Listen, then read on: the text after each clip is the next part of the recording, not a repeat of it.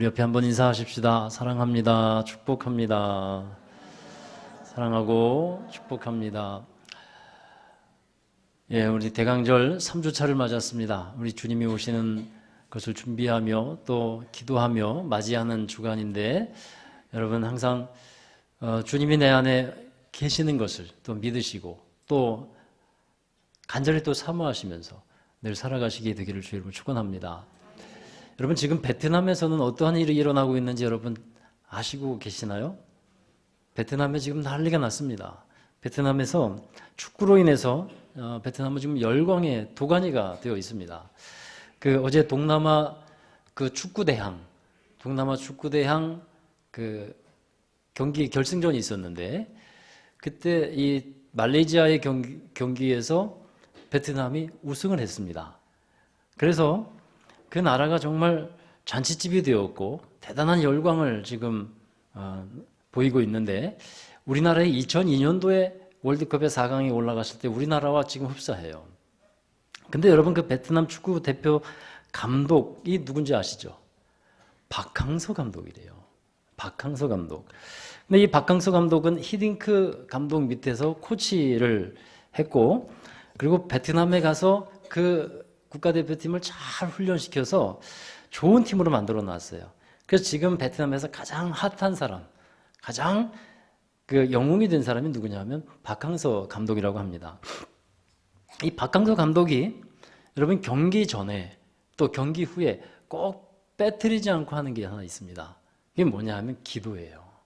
그러니까 우리 박항서 감독은 하나님의 사람이고 박항서 집사님입니다.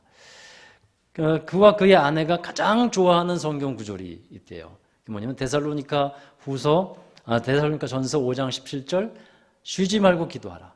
이 구절을 가장 좋아하고, 그래서 항상 경기 전에 경기 후에 승리하고 나면 항상 기도한다고 합니다. 이 베트남은 기독교 인구가 2%도 되지 않은 불모지입니다. 근데 그곳에서 이 박항서 감독이 매 경기마다 기도하고 또 승리한 후에 기도하는 그 모습이 베트남 전 지역의 국민들에게 다 보여지고 있는 거예요. 주일에 가서는 교회 예배를 드리고 또 그 경기를 통해서 자신을 통해서 이 복음의 역사가 그 땅에 일어나기를 기도하는 그의 모습이 전파되고 있다는 겁니다. 여러분, 얼마나 아름답습니까? 좀 실례되는 얘기인지 모르지만 그의 외모는요, 좀 개성 있게 생겼어요. 근데 너무 귀엽고 너무 아름다워요. 얼마나 예쁜지 모르겠어요. 다니엘이 자기를 죽이려고 하는 그 대적들 앞에서도 창문을 열어놓고 여호와 하나님께 기도를 했듯이 베트남 전 국민이 보는 앞에서도 기도를 한다는 거예요. 그러니까 무슨 메시지를 사람들에게 전하고 있는 것일까요? 이 모든 일들은 이 베트남 국가대표팀이 승리하고 또 이렇게 승승장구하고 올라가는 것은 내가 믿는 하나님이 하시는 것입니다. 이것을 기도를 통해서 사람들에게 보여주고 있다 하는 겁니다. 자, 여러분, 베트남 전 국민이 지금 기쁨에 도취되어 있고 잔치를 벌이고 있습니다. 우리의 삶도 그러한 잔치집과 같은 기쁨이 있으면 얼마나 좋을까요? 기쁨과 즐거움, 웃음이 있는 우리의 인생이 되었으면 좋겠습니다. 오늘 역대하 30장의 말씀을 보면 그와 같은 기쁨으로 기뻐하는 장면이 나와요. 자, 말씀 한 군데 보시고 또 말씀을 이어가겠습니다. 역대하 30장 26절, 우리 읽은 말씀인데 다시 한번 읽어보시죠. 예루살렘에 큰 기쁨이 있었으니 이스라엘 왕 다윗의 아들 솔로몬 때로부터 이러한 기쁨이 예루살렘에 없었더라. 예루살렘에 이 전무후무한 기쁨과 즐거움이 있게 되는데, 이 기쁨이 언제 생긴 것일까요? 어떠한 배경 가운데 생긴 걸까요? 이 사람들이 하나님께 나와서 유월절 예배를 드린 후에 갖게 된 기쁨이 바로 이 기쁨이에요. 그러니까 이 본문의 말씀은 이렇습니다. 남유다의 히스기야가 왕이 됐어요. 그 후에 히스기야는 하나님 앞에 이 자기 나라를 바르게 세우기를 원했어요. 유다 백성들을 하나님의 백성으로 더 온전하게 세워가고자 했습니다. 그래서 나라를 바르게 세우고 백성들을 하나님 앞에 바르게 세우기 위해서 꼭 필요한 것이 있었는데, 그게 뭐냐면 예배였어요. 나라와 사람들의 삶을 회복하는 데 있어서 가장 중요하게 여겼던 것이 뭐냐 하면 예배였어요. 그 전에는 유다 백성들이 왕이 자꾸 변하는 것에, 바뀌는 것에 따라서 하나님을 섬기다가 또 우상을 섬기고 또 회개하고 또 하나님을 섬기다가 또 교만해져서 우상을 섬기고 이러한 일이 반복되어서 그 제대로 하나님을 섬기는 모습이 나타나지 않았어요. 우상을 섬기고 하나님을 떠남으로 인해서 하나님의 진노하심이 있었고 책망도 있었고 징계도 있었어요. 자, 이러한 것을 경험하면서 이 히스기야의 마음에는 하나님의 진노가 우리 이 나라에는, 이 백성들에게서는 떠나갔으면 좋겠다, 이런 마음이 들었습니다. 그래서 하나님 앞에 나라를 다시 세우고 그 백성들을 세우고자 하는 열망이 생겼어요. 그러니까 사람들을 예배 자리로 이끌고 싶었어요. 그래서 제일 먼저 드린 예배가 있습니다. 그 예배가 속죄제예요. 이 역대하 29장에 보면 그 내용이 나오는데 속죄제를 먼저 드립니다. 우상을 섬기고 하나님을 제대로 따르지 못했던 것을 회개하면서 하나님 앞에 자신의 허물과 죄를 용서를 구하는 그런 속죄제를 드렸어요. 그리고 이어서 백성들과 함께 감사의 제사를 드려요. 이 감사의 제사를 드리고 나서 히스기야는 하나님을 위하고 나라를 위하고 백성을 위해서 계획한 것이 하나 있었는데 그게 바로 유월절을 지키게 하자 하는 것이었어요. 그동안 유월절을 지키고 있지 못했었는데 유월절을 지키면 하나님이 참으로 기뻐하실 것 같은 생각이 드는 거예요. 그런데 또 한 가지 하나님이 감동시켜 주신 일이 있었어요. 그게 뭐냐면 지금 히스기야는 남유다의 왕입니다. 근데 북이스라엘 사람들은 국경이 나눠져 있어서 왕래가 잘 안 돼요. 그런데 북이스라엘 사람들도, 원하는 사람들은 우리 예루살렘이 와서 성전에서 함께 유월절을 지키면 참 좋겠다 하는 생각을 가져요. 그래서 이스라엘 사람들에게 가서 초청장을 보내고 그들을 모집하려고 합니다. 여러분, 유월절을 지키려고 했어요. 이 유월절은 무엇을 위해 지키게 했을까요? 그것은 유월절은 구원해 주신 하나님의 은혜에 감사하는 것이고 그 구원의 하나님을 기억하며 하나님께 영광 돌리는 게 유월절을 지키는 겁니다. 이스라엘 백성들에게 하나님의 역사는 바로 이 유월절부터 시작이 되는 겁니다. 유월절이 없이는 하나님의 역사가 이루어질 수 없는 거예요.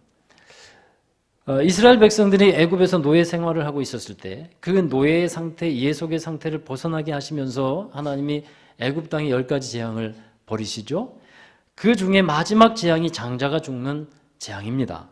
그 장자의 재앙 가운데서 이스라엘 백성들에게는 양을 잡아서 양의 피를 문설주에 바르게 했고 그 양의 피를 바른 집에는 저주와 사망이 넘어가게 했어요. 그래서 그 넘어가게 했다는 것을 우리는 유월이라고 합니다. 패스오버. 그래서 유월절이 거기서부터 시작이 됩니다.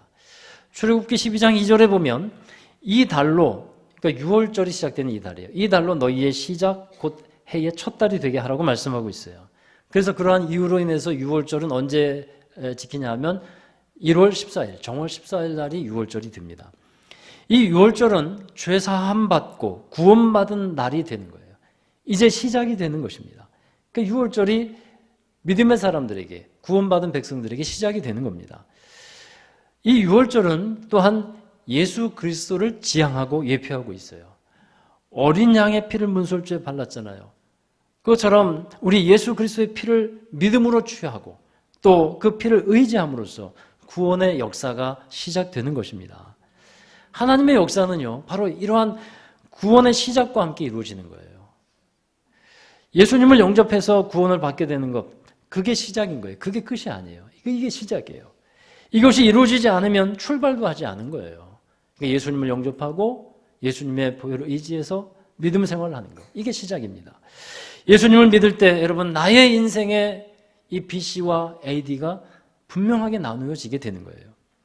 히스기야는 이와 같이 유월절을 지키자 하고 사람들을 초청하고 있는 거예요. 그런데 한 가지 특이한 것이 있는데 말씀해 보면 유월절이 정월 14일인데 그 상황을 보니까 그 날짜를 지키기가 어려워요. 그래서 둘째 달로 날짜를 이번만은 변경해서 지키자 했습니다. 그러니까 여기서 중요한 신앙적인 원칙들을 보게 되는데 우리가 절기를 지키며 하나님을 예배할 때 그 날짜보다도 더 중요한 것이 있어요. 그게 뭐냐면 그 의미죠. 감사절기를 지킬 때 그 형식만 하나님 앞에 지킨다고 해서 되는 게 아니고 그 정말 감사의 의미가 그 안에 들어가 있어야 되는 거예요. 우리 예배에 형식이 있고 예배 자리에 여러분 나왔습니다. 그러면 예배의 의미가 있어야 돼요. 그 예배의 의미를 여러분 한 사람 한 사람이 여러분의 것으로 받아들여야 합니다. 하나님이 주신 은혜를 받아들이는 귀한 예배가 되기를 축원합니다. 자, 이렇게 유월절을 지키고 난 후에 예루살렘에는 큰 기쁨이 있었다. 26절에서 말씀하는 겁니다. 이러한 기쁨은 솔로몬 왕의 때부터 그때까지 찾아봐도 전무후무한 그런 기쁨이었다는 거예요. 그러니까 온 백성이 함께 기뻐하고 즐거워했다라는 겁니다. 사랑하는 여러분, 우리가 이러한 기쁨을 함께 찾고 누릴 수 있게 되기를 진심으로 주의 이름을 축원합니다. 이제 성탄절이 다가옵니다. 예수님께서 우리에게 오신 이유와 의미를 되새기는 날이에요. 예수님의 오심과 함께 하나님이 주신 은혜가 있습니다. 우리를 정말 구원의 은혜로 인도해 주신, 구원의 길로 인도해 주신 그 은혜가 있습니다. 예수님은 우리 대강절에 정해놓고 주제로 말씀드리지만 우리에게 희망이 되시고 그리고 소망이 되시며 또한 평화가 되시고 이제는 기쁨이 되시고 다음 주에는 사랑이 되신다는 것을 함께 나누려고 하는데 의미가 있습니다. 그 예수님이 오신 의미를 우리가 받아들여야 한다는 거예요. 여러분, 그러면 우리는 오늘은 어떻게 기뻐할까? 본문 말씀을 통해서 그 은혜를 함께 찾아보기를 원하는데 먼저 구원의 은혜를 기뻐하라 하는 겁니다.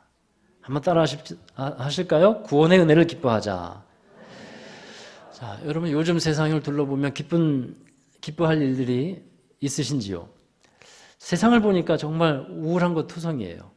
옛날에는 하늘이라도 맑은 하늘이 있었는데 이제는 미세먼지 때문에 잿빛 하늘이 되어버렸어요. 신문이나 뉴스에 나오는 기사들을 보면 한번 둘러보면 80%, 90% 이상이 주로 좋지 않은 우울한 뉴스들이 많습니다. 경제적인 위기, 인구 문제, 전쟁, 정치적 혼란, 안보의 문제, 또 무역전쟁, 자살, 투신, 사고, 대부분이 다 우울한 소식들이에요. 이러한 뉴스를 다 읽어가다 보면 자, 큰일이다. 정말 큰 문제다. 이런 말들이 저절로 나오게 됩니다. 여러분, 이 문제투성이의 세상 속에서 우리는 살아가고 있어요. 그 문제 틈바구니 속에서 살아가다 보니까 정말 기쁨을 찾기가 어려운 때가 되었습니다. 근데 문제는 우리에게서 이 기쁨이 사라지게 되면 삶의 의욕도 사라지게 된다는 거예요. 그게 큰 문제죠. 근데 여러분, 우리가 여기서 알아야 될 것이 하나 있습니다. 그건 뭐냐면 세상이라는 것은요, 언제나 그러했다는 거예요. 언제나 그랬어요. 요즘의 문제가 심각하다고 우리가 지금 여기고 있지만 그러지 않은 때가 있었나요? 세상에 문제 없었던 때가 있나요? 세상이 들려온 소식이 우울하고 힘든 그런 문제들 들려오지 않았었던 때가 있나요? 다 문제가 많았죠. 그래서 연말을 지내다 보면 공통적으로 하는 말이 뭐냐면 다사다난했던, 다사다난하지 않았던 때가 있었나요? 다 다사다난했던 때였습니다. 여러분, 바로 세상은 그렇습니다. 세상은 문제가 많고 암울합니다. 항상 그리웠습니다. 그런데 그럼에도 불구하고 우리 그리스도인들에게서 찾을 수 있는 특별한 기쁨이 있다는 거예요. 우리는 그 문제 많은 세상 속에서 살아가지만 그 안에서 우리는 기쁨을 찾고 그 기쁨을 힘으로 해서 살아가는 사람이 되어야 할 것입니다. 그게 첫 번째 뭐냐 하면 구원의 기쁨이라는 겁니다. 히스기야가 이스라엘 백성들에게 유월절을 지키자라고 초대하는 것은 우리 이런 뜻이에요. 우리는 하나님의 사람들인데 구원의 기쁨을 다시 되찾읍시다. 유월절은 구원의 시작이거든요. 그 구원의 기쁨을 다시 되찾읍시다. 구원의 감격을 다시 되찾읍시다. 그 은혜를 잊어버리지 말고 기쁨을 잃어버리지 말고 그 은혜를 회복하면서 삽시다 하는 말인 겁니다. 여러분, 우리는 어떻습니까? 우리는 죄와 사망에서 구원받은 하나님의 사람들이고 하나님의 자녀가 되었는데 이 치열한 세상 속에 살아가면서 구원의 감격, 구원의 기쁨을 잃어버리고 있지는 않은지. 사랑하는 여러분, 구원의 은혜를 되찾고 그 안에서 살아가는 사람이 바로 그리스도인입니다. 그 구원의 기쁨을 잃어버리지 않고 살아갈 때 문제 많은 세상, 그 속에서도 우리는 희망과 힘을 내어서 승리할 수 있는 사람이 되는 줄로 믿습니다. 구원받은 사람들은요, 또한 특징이 있어요. 아버지의 하나님을 기뻐한다는 거예요. 아버지의 하나님을. 우리 말씀 한 군데 보시면 시편 37편 4절 함께 읽습니다. 또 여호와를 기뻐하라. 그가 내 마음의 소원을 내게 이루어 주시리로다. 그러니까 다른 어떤 조건이나 어떤 상황이 만들어졌기 때문에 하나님을 기뻐하는 것이 아니라 말씀에 보면 하나님을 기뻐하라. 여호와를 기뻐하라는 거예요. 그러니까 우리의 소원이 만족하게 되고 소원이 이루어지면 당연히 기뻐하죠. 기뻐하지 않은 사람이 어디 있겠습니까? 그러나 그 전에 먼저 우리가 갖고 있어야 할 기쁨이 뭐냐 하면 하나님 그 한 분만으로 그 하나님 때문에 기뻐할 수 있어야 한다는 겁니다. 저는 교회에 있으면 우리 어린아이들을 많이 만나게 됩니다. 근데 그때 아이들 때문에 행복한 때가 있어요. 어떤 아이들은 저를 보면 목사님 하면서 반가워해주고 달려오고 웃어줘요. 그러면요 내 마음이 얼마나 좋은지 몰라요. 우리 아이들을 볼 때마다 아이들이 전부 다 100% 그러기를 원해요. 그런데 안 그런 아이들이 있어요. 쑥스러워서 안 그런 아이들도, 그렇지 못한 아이도 있고, 이제 엄마는 그러기를 원하시죠. 그러니까 인사해가지고 계속 누르고 90도로 누르고, 그런 아이들이 있습니다. 그런데 여러분, 그래도 너무나 반갑고 너무 기뻐요. 아이들이 한번 웃어주면 내 마음이 그냥 녹아버려요. 진짜 그래요. 그래서 그 기쁨과 그 반가움을 얻어내고자 주머니에 1,000원짜리 사탕, 과자 이런 거 준비해놓고 이거 목양실에도 준비해놓고 있어요. 그러면 왜냐하면 그 쑥스러워가지고 인사 못하고 반가워하지 못하는 아이들 그거 주면요 안아주거든요. 또 뽀뽀하자 그러면 이렇게 해주거든요. 얼마나 기쁜지요. 여러분 요즘에 반려견 많이 키우시죠? 사람들이 그 반려견을 왜 그리도 좋아할까요? 왜 좋아하냐면요. 개는요. 주인을 기뻐해요. 그래서 좋아하는 거예요. 어떤 먹을 것이나 선물을 갖고 오지 않아도 개는 집안에 딱 들어오면 주인 그 한 분 때문에 기뻐해요. 얼마나 좋아하는지 몰라요. 그래서 사람들이 위로를 많이 받지 않습니까? 밖에서 사람들은 나를 거절하고 외면하고 힘들게 했는데 이 개는 나를 반겨주고 나를 환영해 주는 거예요. 그러니까 사람보다 개가 낫는 거예요. 그분들에게는. 그래서 사랑스러운 거죠. 여러분 바로 그렇습니다. 우리가 하나님을 대할 때 어떤 다른 상황과 조건이 막 만들어졌을 때 기뻐하는 것 당연한 일이지만 하나님이 더 기뻐하시는 게 뭐냐면 하나님 계심으로 하나님이 우리 아버지가 되심으로 그래서 기뻐하기를 원하신다는 겁니다. 그래서 여러분 기도하시면서 이런 고백을 많이 드렸으면 좋겠어요. 저도 오늘 새벽에 그런 고백을 드렸어요. 하나님, 내가 하나님을 기뻐합니다. 내가 주님을 기뻐합니다. 다른 어떤 이유가 아니라 주님이 계시기에 주님 한 분만으로 내가 기뻐합니다. 이런 고백을 드렸는데 여러분 이 고백이 저와 여러분의 고백이 되기를 바랍니다. 두 번째로는 우리가 기쁨을 누려야 할 때 돌아옴의 기쁨을 누리자는 거예요. 오늘 말씀해 보면 보발꾼들이 나가서 이스라엘 백성들에게 초청을 합니다. 북이스라엘로 간 거예요. 남유다 아니고 지금 북이스라엘로 그 소식을 전하는 사람들이 갔습니다. 그래서 그들에게 말을 전합니다. 하나님께로 돌아오십시오. 하나님께로 돌아오시면 여러분도 하나님이 약속하신 이 땅으로 돌아오게 될 것이고 여러분들이 하나님께로 돌아오면 하나님이 얼굴을 돌리지 아니하시고 은혜의 빛을 비춰주실 것입니다. 다시 회복해 주실 것입니다. 맞아주실 것입니다. 이러한 말씀을 사람들에게 전합니다. 이 북이스라엘 사람들은요. 예루살렘으로 건너오지 못하니까 여로보암 때부터 베델과 단에다가 제단을 만들어 놓고 자기들만의 예배를 드리게 했어요. 그러니까 우상을 섬긴 거예요. 그러한 사람들에게 이제는 예루살렘으로 와서 성전에서 다시 유월절을 지킵시다 라고 초청을 하는 겁니다. 그때 두 부류의 사람이 나타나요. 한 부류의 사람들은 초청을 조롱하고 비웃습니다. 받아들이지 않습니다. 그러나 반대의 사람들이 나와요. 소수의 사람들입니다. 그 사람들은 초청을 받아들였어요. 여러분 물을 기르려면 물이 있는 곳에 가서 길어야 하듯이 하나님은 예배의 자리에 기쁨을 준비해 놓으셨어요. 그래서 기쁨을 얻으려면 예배의 자리로 가야 되는 겁니다. 하나님의 부르심의 초청에 응답하는 사람만이 바로 그 기쁨을 소유하고 누릴 수 있게 된다는 사실이에요. 하나님께로 돌아와서 함께 예배할 때 함께 기뻐할 수 있는 것입니다. 연합해서 기뻐하는 거예요. 누가복음 15장에 나오는 탕자의 비유를 보면 그 기쁨이 어떠한 것인지를 잘 알게 되죠. 탕자가 허랑방탕한 세월을 보내다가 아버지께로 돌아옵니다. 그러자 아버지는 아들이 돌아온 것을 너무도 기뻐하고 잔치를 벌입니다. 종으로 여기지 아니하고 아들로 받아들여 주죠. 그래서 아들에게 그 기쁨을 표현하는데 거지 같은 그 옷을 벗겨주고 새 옷을 아들의 옷을 입혀주고 손에 가락지를 끼워주고 권세를 회복해주고 그리고 송아지를 잡으면서 잔치를 벌이게 됩니다. 아버지께 돌아온 기쁨의 잔치예요. 돌아온 자리에는 항상 기쁨이 있다는 거예요. 여러분 그 기쁨을 근데 자기 식구만 누리는 것이냐? 아니에요. 아버지는 잔치를 벌이고 사람들을 초청합니다. 초청해요.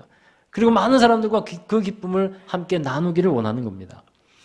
이것과 연관되어서 생각하게 되는 한 가지 비유가 있어요. 이 탕자의 비유가 누가복음 15장에 나오거든요. 그런데 누가복음 14장에는 아주 의미심장한 비유가 또 하나 나와요. 어떤 사람이 큰 잔치를 베풉니다. 그 잔치에 많은 사람들을 초대했어요.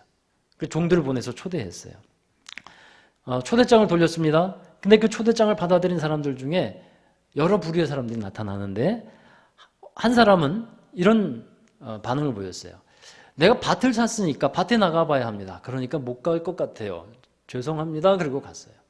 두 번째 부류의 사람이 나왔는데 두 번째 사람은 내가 소 5겨리를 샀어요. 소 10마리입니다. 소 10마리를 샀는데 가서 시험하러 가야 돼요. 그러니까 못 가겠습니다. 죄송합니다. 그리고 갔어요. 그 다음에 또 한 사람은 나는 장가 들었어요. 그러니까 못 가겠어요. 그리고 떠나갔습니다. 여러분, 이 비유는 이런 거예요. 하나님께서 잔치를 준비해 주셨는데 천국 잔치, 하나님이 베풀어 주신 예배의 자리를 준비해 주셨다는 겁니다. 하나님과의 기쁨의 만남의 자리가 있어요. 그 자리를 준비해 주시고 그곳에 모든 것을 준비해 놓으셨다고 하나님은 말씀했어요. 근데 사람이 말합니다. 밭을 샀으니까 나는 나가봐야 돼. 이 밭을 샀으니까 가봐야 한다는 것은요, 소유에 얽매인 사람을 뜻하고 있는 거예요. 자기의 소유, 자기의 가진 것 때문에 주님께로 돌아오지 않는 사람이에요. 소 5겨리를 시험하러 나간다는 사람은 무엇과 연관되었을까요? 일입니다. 일 때문에 하나님을 예배하러 가지 못하겠습니다라고 말하는 거예요.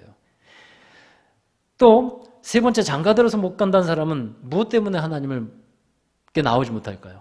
가정입니다. 가정. 내 가정 때문에 하나님을 예배하는 그 자리에 못 갈 것 같아요 라는 거예요. 여러분, 소유, 일, 가정 다 어떻습니까? 중요한 것이에요. 이건 꼭 있어야 하는 겁니다. 이것을 다 포기하라는 것이 아니에요. 하나님께서 이것을 다 무시하고 다 필요 없다라고 말씀하시는 게 아닙니다. 하나님도 너무도 이것을 소중하게 여깁니다. 그런데 소유나 일이나 가정보다도 더 소중한 것이 뭐냐면 하나님을 만나는 일이고, 또 그것 때문에 하나님의 은혜의 삶을 이 소유와 일과 가정 가운데서 더 풍성하게 누릴 수 있다는 것을 알라 하는 거예요. 사랑하는 여러분, 하나님께로 돌아왔을 때 하나님께서 갖게 하시는 기쁨이 있습니다. 은혜가 있습니다. 우리는 다른 어떤 것보다도 바로 이 예배의 자리에서 하나님을 만나는 자리에 하나님께로 돌아옴으로, 회심함으로 그렇게 하나님께서 주시는 기쁨을 찾는 여러분 되시기를 주의 이름으로 축원합니다.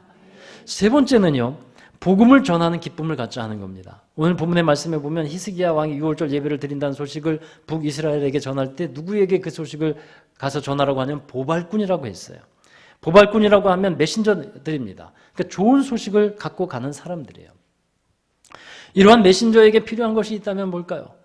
이 사람들에게도 기쁨이 필요한 거예요. 여러분, 우편 배달부를 생각하시면 안 돼요. 우편 배달부는 그냥 편지만 전해주고 갑니다. 그런데 이 메신저는 편지만 전해주고 가는 게 아니라 편지에 있는 내용을 전해주고 가는 사람들이에요. 하나님을 예배하고 하나님을 만나고 하나님의 은혜 아래에 거하는 일들을 사람들에게 전해주는 사람들이 바로 메신저입니다. 이 메신저는 어떠해야 할까요? 이 메신저의 음성은, 이 메신저의 표정은 어떠해야 될까요? 어떻게 나올까요? 여러분, 좋은 소식을 전하는 사람은 그 소식이 먼저 자기에게 좋은 소식이 되어야만 합니다. 그래야만 좋은 소식이 될 수 있는 거예요. 내가 믿고 있는 예수님이 내게 정말 좋은 분이어서 그 믿음과 그 확신을 가지고 기쁨을 가지고 사람들에게 가서 전할 때 그게 믿음이 되고 확신이 되고 좋은 소식이 될 수 있는 겁니다. 여러분, 내가 경험한 구원의 은혜, 이게 감사해야 되잖아요. 내가 먼저 감사해야 사람들에게 가서 말씀을 전하고 또 예수 그리스도를 전할 때 그게 감사로 전해질 수가 있는 거죠. 사랑하는 여러분, 우리는 이 세상에 보내진 하나님의 대사와도 같은 사람들입니다. 좋은 소식을 전해야 하는 하나님의 메신저입니다. 고린도 후서에서 말씀하듯이 우리는 그리스도의 편지이고 향기입니다. 좋은 소식을 전할 때 그 기쁨도 함께 전하는 저와 여러분이 되어야 할 줄 믿습니다. 그래서 흔히 이런 말을 합니다. 여러분, 전도지를 우리가 나눠줍니다만 가장 좋은 전도지가 뭔지 아세요? 가장 좋은 전도지는 옆에 분에게 한번 이렇게 말씀해 봅시다. 당신의 얼굴이 전도지입니다. 믿으십니까? 그렇습니다, 여러분. 우리의 얼굴이 진짜 전도지예요. 우리 교회 어느 집사님이 듣는 집사님 뻘쭘할지도 모르겠지만 이해하고 들으세요. 교회 주보를 한 주에 100장씩 아파트에 꽂겠다고 그렇게 하셨어요. 그 얘기를 듣고 얼마나 감사했는지 몰라요. 여러분, 전도지나 주보를 그 집 문에 하나하나 꼽을 때 들킬까봐 후다닥 꽂고 내려오겠습니까? 그러지 않을 거예요. 그러지 않고 주보를 꼽으면서 어떤 마음을 갖게 될까요? 하나님, 이 가정에도 구원의 은혜가 임하게 해주세요. 하나님, 내가 갖고 있는 이 구원의 기쁨, 이 사람도 알게 해주세요. 성령님, 먼저 찾아가 주세요. 그리고 그 전도지를 꼽지 않겠습니까? 사랑하는 여러분, 바로 그 기쁨, 그 간절한 소원들이 우리에게 있어야 한다는 것입니다. 사람에게는 육의 기쁨이 있어요. 또 마음의 기쁨이 있고요. 또 영의 기쁨이 있습니다. 서로 연관되어 있습니다만 가장 근본적인 것은 영적인 기쁨입니다. 이 영적인 기쁨이라는 것은 하나님을 기뻐하는 거예요. 주님이 우리 안에 거하심으로 말미암아 얻게 되는 기쁨이 바로 영적인 기쁨입니다. 우리가 예수님을 영접하고 주님을 기뻐할 때 주시는 기쁨, 그게 바로 영적인 기쁨이에요. 이러한 영적인 기쁨이 있을 때 우리의 마음도 기뻐하고 우리의 육신도 함께 즐거워하게 됩니다. 사랑하는 여러분, 오늘 말씀 기쁨의 빛으로 오신 또 기쁨을 찾아주시는 우리 하나님, 그 하나님을 여러분 예수님을 통해서 맞이하시고 그 기쁨을 소유하고 누리시는 여러분 되기를 주의 이름으로 축원합니다. 함께 기도하겠습니다. 거룩하신 하나님 감사합니다. 우리에게 생명 되시고 소망 되시고 화평이 되시며 기쁨이 되신 주님 감사합니다. 특별히 우리 안에 기쁨으로 찾아와 주셔서 우리의 낙심된 마음들, 우리의 힘이 없는 그 마음들 다시 소생시켜 주시고 하나님의 기쁨으로 소망을 가지고 믿음으로 살아가는 저희들이 되게 하여 주시옵소서. 그 기쁨 가운데 하나님, 먼저 하나님을 기뻐하고 또 하나님의 그 기쁨을 사람들에게 함께 나누어 주며 예배의 자리에서 하나님을 기뻐하는 영적 기쁨이 충만하게 하여 주시옵소서. 모든 것 감사하며 예수 그리스도의 이름으로 기도하옵나이다. 아멘.